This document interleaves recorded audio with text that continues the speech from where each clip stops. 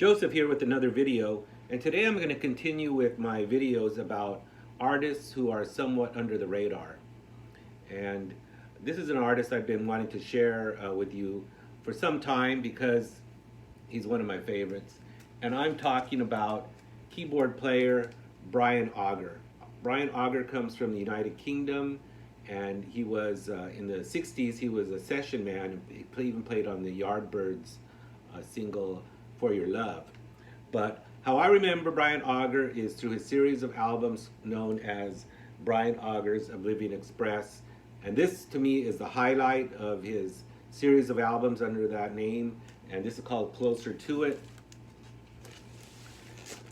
And here's the back cover. It's on the RCA label, the orange one.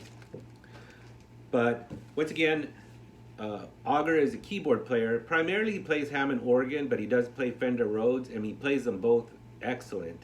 Really a fiery player.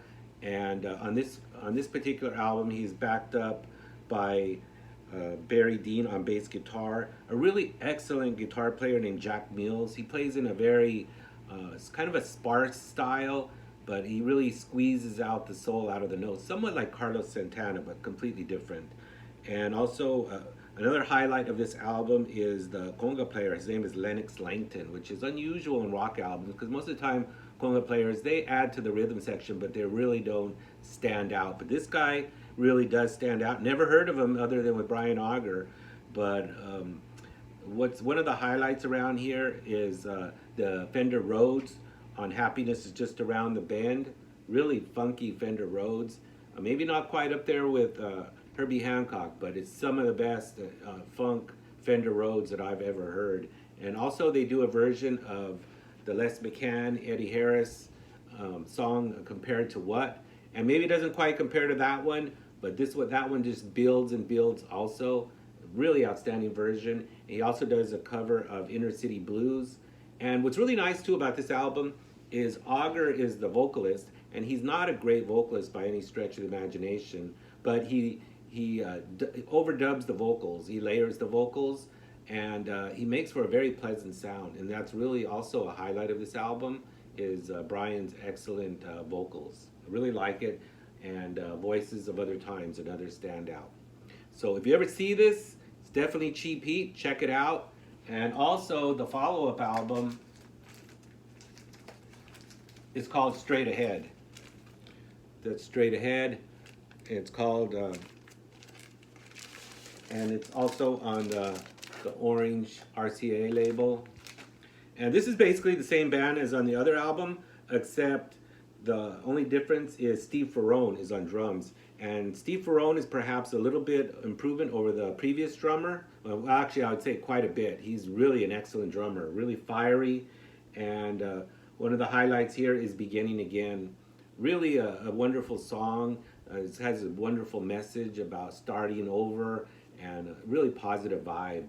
And Brian really stretches out on Fender Rhodes solo. It just really catches fire. Also, on this album, probably the most famous cut on this album is Bump It on Sunset, the old Wes Montgomery song. Taking it at a real slow pace, but it just slow burns all the way through. So once again, you can't go wrong with Brian Auger's Oblivion Express, Straight Ahead.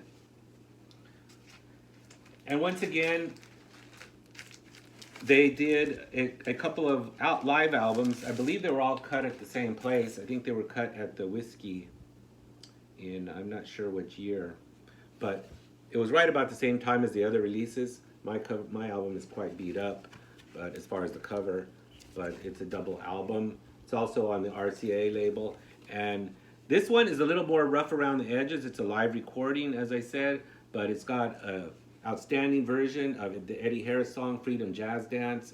Also another highlight is Maiden Voyage, the Herbie Hancock song.